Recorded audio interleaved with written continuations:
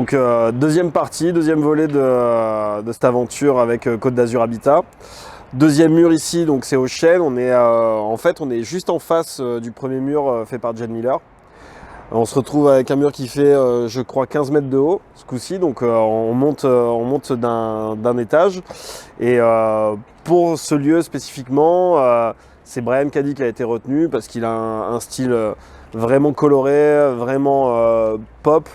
Et je pense que ça va bien avec le lieu qui malheureusement est un peu terne, un peu grisâtre. Voilà, on voit que tu vois, on est dans l'ombre là aujourd'hui des bâtiments. Donc je pense que vraiment son style va coller parfaitement et amener beaucoup de joie, beaucoup de bonheur sur cette esplanade.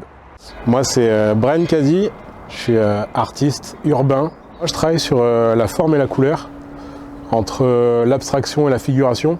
Tout ça en fait c'est venu pendant mes études d'art aux Beaux-Arts de Toulon. J'ai étudié l'art et le design. Et c'est vrai que le design, vu que l'objet c'est quelque chose d'assez cubique, etc., c'est quelque chose qui m'a beaucoup marqué.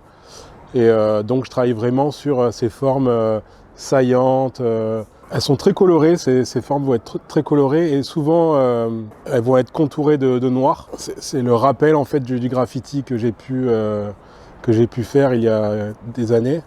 Aujourd'hui, on va travailler avec Wall Street pour les 100 ans de Côte d'Azur Habitat. Et on va travailler sur le projet de la Marianne. Donc moi, je vais travailler sur une nature morte, sur une composition avec différents éléments qui vont interpréter tous les codes de la Marianne. Donc la féminité, tout ce qui est liberté, égalité, fraternité, etc. Donc ce sera essentiellement dans le symbole, avec en arrière-plan un plan de Robacapeu.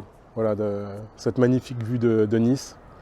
Donc c'est parti, là on en a pour quelques jours quand même, quelques jours de boulot, mais ça va être une belle aventure.